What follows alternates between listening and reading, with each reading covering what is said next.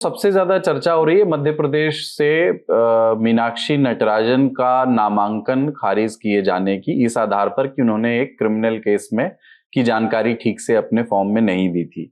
अब क्या इसको लेकर के तमाम थ्योरीज हैं राजदीप, इस पर सूचना है क्या आपको? कुछ लोगों ने कहा कि ये कांग्रेस के ही उन लोगों ने ये सूचना भारतीय जनता पार्टी तक पहुंचाई। बीजेपी की शिकायत पर चुनाव आयोग ने एक्शन लिया, तो बीजेपी को इसके बारे में मालूम कैसा पड़ा कि ऐसा कोई केस तेलंगाना में एग्जिस्ट करता है, शायद 2022 का केस मीनाक्षी नटराजन के खिलाफ, जिसका जिक्र वो उन्होंने नहीं किया इस फॉर्म में।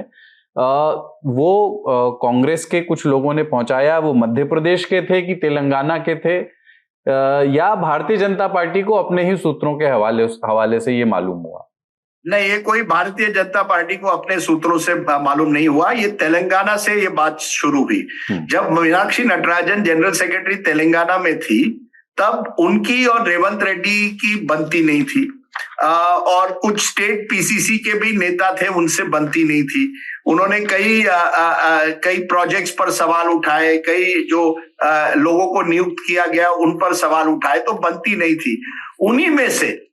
उन्हीं में से किसी ने ये बताया कि एक प्राइवेट कंप्लेंट लास्ट ईयर हुई थी, जिसमें मीनाक्षी नटराजन को भी समन किया गया है, और ये जो तेलंगाना के नेता उन्होंने डायरेक्टली बीजेपी को दी या किसी मध्य प्रदेश कांग्रेस के नेता के जरिए दी, ये मैं नहीं कह सकता, लेकिन ये मामले की शुरुआत तेलंगाना में ही हुई है। क्योंकि पहले जो ये कंप्लेंट भी, पहले तो ये एक डिस्ट्रिक्ट लेवल लीडर के खिलाफ थी। मीनाक्षी नटराजन का नाम बाद में जोड़ा गया, फिर प्राइवेट कंप्लेंट लास्ट ईयर हुई, और उस प्राइवेट कंप्लेंट में मीनाक्षी नटराजन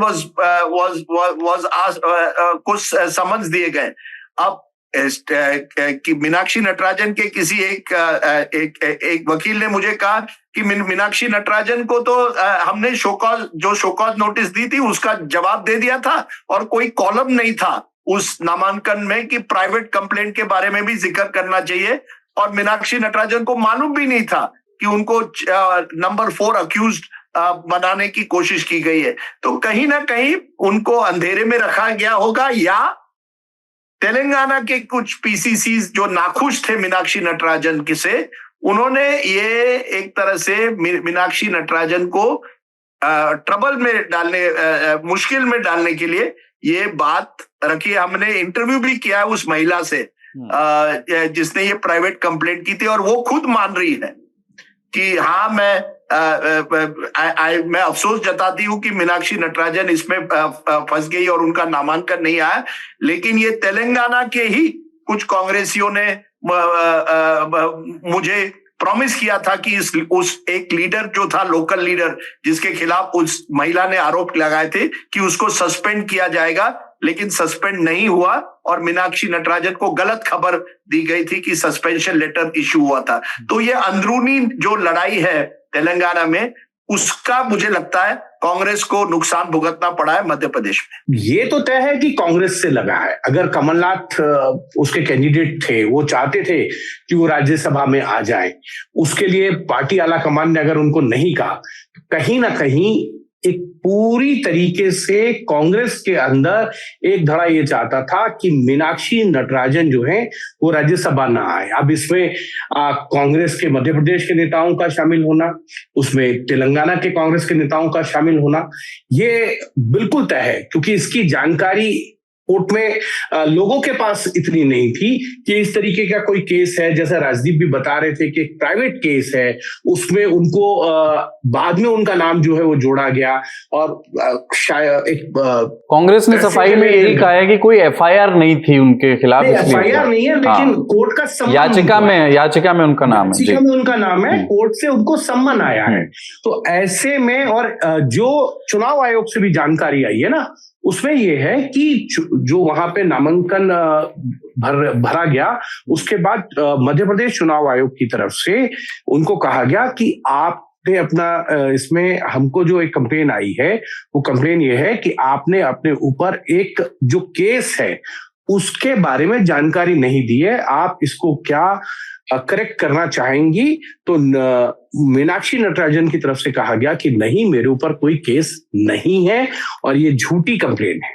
कुलदीप, मैं यहाँ पे ये कहना चाहूंगा, देखिए ये जो केस है, ये जो हैरेसमेंट का एक केस है, उसके अंदर ये याद रखिएगा, ये कहा जा रहा है कि एफआईआर नहीं है, मगर ये एक इशू नहीं बनता, क्योंकि अगर आप देखिए कि सोनिया गांधी और राहुल गांधी, इन दोनों के खिलाफ नेशनल हेराल्ड केस में जो सुब्रमण्यम स्वामी की कोर्ट में याचिका थी, उसमें एफआईआर जो था वो काफी समय तक नहीं था, लेकिन उसके बावजूद 2019 में सोनिया गांधी और राहुल गांधी ने वो जो कोर्ट से समन थे उनको मेंशन किया था। एक पॉइंट ये एफआईआर वाले में है।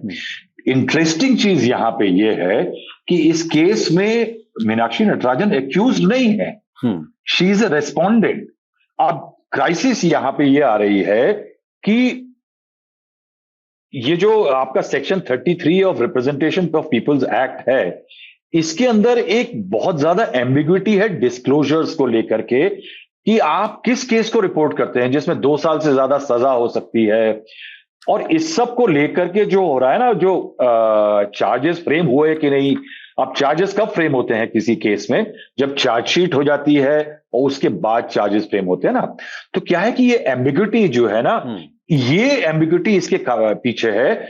और जिस केस में मीनाक्षी नटराजन रेस्पोंडेंट के तौर में है, she is not the direct accused, यहां पे ये सवाल जरूर उठने चाहिए कि इसको इसमें उनको केस में उनको उनका नॉमिनेशन रिजेक्ट करना ये कितना वाजिब था। दूसरा मैं एक बात और कहूंगा कि कांग्रेस के अंदर एक ओल्ड गार्ड डेफिनेटली ऑपरेट कर रही है, जो कि रेजिस्ट कर रही है राहुल गांधी के कंप्लीट कंट्रोल को, और वो कहीं ना कहीं लॉबी इसके पीछे है। सीनियर कांग्रेस नेताओं से बात करिए तो they will admit that what is happening.